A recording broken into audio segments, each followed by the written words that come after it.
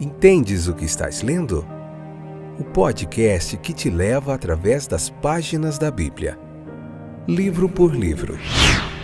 Capítulo por capítulo. Uma exposição bíblica emocionante. Aperte os cintos e embarque comigo nesta viagem.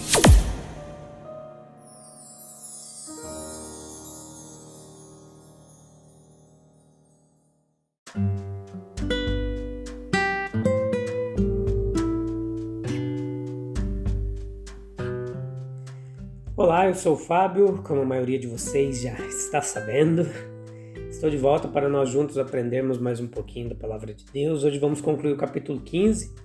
Se possível, leia o capítulo 15, depois escute a exposição bíblica para você poder entender o que nós estamos falando aqui. Hoje é a parte 4 do capítulo 15, episódio número 140, segunda temporada. Então vamos lá, você está bem? Espero que sim. Nos vários lugares aí do Brasil e do mundo onde você tem ouvido a palavra de Deus, temos acompanhado. Muito obrigado pela sua audiência e pela sua paciência. Vamos lá então. É significativo e comovente descobrir que no último discurso deliberado ali que o Senhor Jesus fez e dirigindo-se aos seus discípulos, ele não apenas deu conforto àqueles que ele considerava seus amigos ali bem próximos, mas ele proferiu algumas palavras de repreensão também aos seus inimigos. Ele sabia muito bem que a atitude tomada em relação a ele, pelos líderes judeus, era típica do respeito e tratamento de multidões. E suas censuras têm um alcance muito além dessa aplicação imediata, e é isso que nós vamos ver um pouquinho hoje. Houve uma manifestação de incredulidade. Isso pode ser visto na rejeição e na perseguição aberta que foi feita ao Senhor Jesus Cristo. A causa dessa incredulidade foi que os inimigos ali judeus de Jesus odiavam seu caráter santo, suas denúncias de mundanismo e hipocrisia, seu elevado e espiritual padrão de ensino, suas reivindicações de autoridade suprema. E a culpa de toda essa incredulidade, e o ódio que vinha, o ódio do Pai, de Deus, o ódio da lei, o ódio contra os propósitos de Deus. Então essa é a acusação que Jesus faz e traz contra os seus inimigos. As palavras de Cristo, seu ensino incomparável, foram um testemunho de sua autoridade e deveriam ter sido recebidos com reverência, gratidão e fé. Então, as obras maravilhosas de Cristo foram bem adequadas para apoiar a impressão que foi produzida por todas as suas palavras. O ódio, inimizade e descrença dos judeus, elas eram indesculpáveis porque eram sem causa. E havia um pecado ali de negligenciar o Salvador. A rejeição do filho envolveu também a rejeição do pai. Ninguém pode insultar e entristecer o pai sem insultar e entristecer o filho, E o maior insulto ao filho é a rejeição de sua pessoa, sua palavra e a sua graça redentora. O pai estava no filho, o filho estava na carne, em sua própria natureza. Portanto, Deus estava agindo em sua natureza, falando e agindo entre eles. Ele nunca esteve tão perto antes. As circunstâncias que nós já indicamos, elas são bastante únicas. Mesmo na história maravilhosa da nação judaica, na história das nações do mundo, eles eram os únicos que desfrutavam e eram envolvidos pela luz e a evidência divina, que era capaz de produzir uma fé e uma recepção mais calorosa, o que não aconteceu ali do Filho de Deus. Então, nós precisamos entender que a sua rejeição maligna, eles fizeram da maior bênção recebida transformada em maior maldição pessoal. Transformaram a maior bênção na maior maldição, de modo que seria infinitamente melhor para eles se o Filho de Deus não tivesse vindo a eles. Seu pecado seria menor e seu destino menos desastroso. Eles tentaram conter e envenenar o rio da vida em seu fluxo para a humanidade caída. E tiveram sucesso no que lhes dizia a respeito. Eles deram um exemplo sem paralelo de incredulidade, obstinação moral para todas as épocas posteriores. cujo resultado ali foi uma ruína social e espiritual.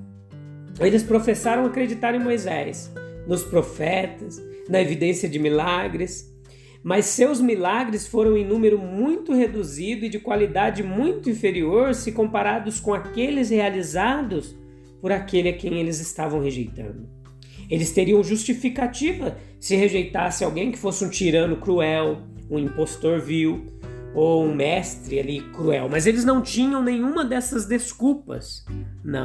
Não só eles não tinham motivos para odiá-lo, mas tinham motivos fortes para amá-lo e recebê-lo com prazer. O seu caráter era divinamente transparente, a sua vida era absolutamente pura, seus discursos estavam repletos de vida, luz, e suas palavras e ações estavam cheias de graça e de verdade. Sua conduta para com todos era invariavelmente respeitosa, eternamente gentil, e mesmo com seus inimigos mais inveterados, ele era até paciente, indulgente e misericordioso. O Evangelho, com respeito àqueles que rejeitaram a Cristo, revela um estado terrivelmente corrupto do coração. O Evangelho não causa pecado, mas o revela. E em relação aos desobedientes, ocasiona maior culpa. Seria melhor para eles não terem desfrutado de sua luz. Sobre o coração do homem, o autor da vida e da salvação opera por meio da verdade e do amor, encarnados na linguagem e nas ações humanas.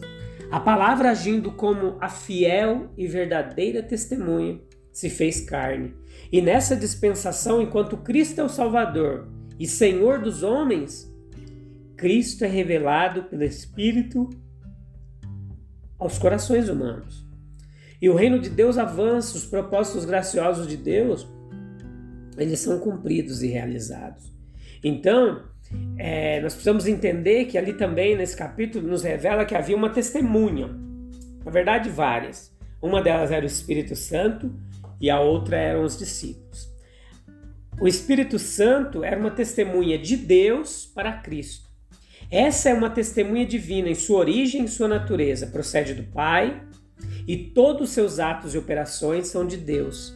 Isso aparece até mesmo nas denominações pelas quais ele é mencionado aqui. O Espírito da Verdade, cujo ofício especial é tornar a palavra de Deus, o Evangelho da salvação real, viva e poderosa sobre a natureza do homem. O Consolador, o Advogado, que vem ao discípulo fraco e indefeso de Cristo e derrama nele força e sabedoria celestiais. Então essa é uma testemunha comissionada por Cristo para testificar de si mesmo. Que autoridade o Senhor Jesus reivindica quando diz: quem vos enviarei? E quão distinta é a declaração do propósito de sua missão na promessa que ele fez que ele testificará de mim. E os discípulos também foram testemunhas. Eles foram testemunhas competentes de Cristo, pois haviam estado durante anos em sua companhia. Eram de fato seus companheiros mais próximos. Eles foram testemunhas eficazes, pois simpatizaram com aquele de quem prestaram testemunho. Eles foram testemunhas abundantes, pois por causa de suas oportunidades de contemplar as obras de seu mestre e ouvir seus discursos e conversas, eles tinham muito a contar sobre o que seus olhos haviam visto e seus ouvidos haviam ouvido sobre a palavra de vida. Os apóstolos e outros discípulos de Jesus deram testemunho dele por sua pregação e ensino. Seu testemunho foi pela voz viva para judeus e gentios. O cristianismo era uma religião, como ainda permanece sendo, marcada por essa peculiaridade, por registro escrito. Foi em cumprimento dessa promessa que também era o mandamento que os evangelistas e apóstolos escreveram aqueles tratados que permanecem até hoje, os memoriais da humilhação e glória de nosso Salvador, e a aplicação inspirada de fatos e doutrinas cristãs às necessidades humanas. Na verdade, todo o Novo Testamento ele é um ato de obediência a esta orientação autorizada do Mestre. Vós dareis testemunho, vós sereis minhas testemunhas. Então, nós podemos tirar algumas lições práticas daqui. Presta atenção comigo. Vamos lá? O Espírito Santo ainda dá testemunho na igreja, daquele que é seu Salvador e Senhor, e é parte de todos os que recebem esse testemunho no poder do mesmo Espírito.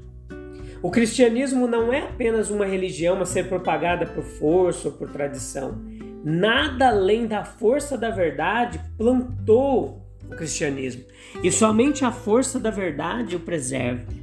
O evangelho, ele pressupõe da parte do homem um despertar para a necessidade de realidade, estabilidade e continuidade em tudo que ele pode corretamente almejar e tornar seu. Os homens acreditaram no mundo e em seus próprios corações e ficaram desapontados. E agora, se buscam a Jesus, é com certeza que eles não se decepcionarão novamente. Se os homens deixam de ser atraídos por Jesus ou professam estar desapontados com ele, é porque não estão inclinados a se dar ao trabalho de buscá-lo o suficiente. Há um testemunho do Espírito de Jesus que não pode ser efetuado por nenhuma multiplicação de testemunhas humanas. E é similarmente um testemunho que acontece pela leitura dos evangelistas, das epístolas. Isso que é considerado algo independente da força que vem sobre nós pela operação do Espírito Santo. E quando nós lendo o Novo Testamento com seriedade, nós podemos dizer a nós mesmos, aqui está algo que deve ser investigado, pesquisado. Aqui está uma parte de uma grande possibilidade e devo buscar a outra parte. Qual que é? A leitura cuidadosa, repetida do que os apóstolos escreveram.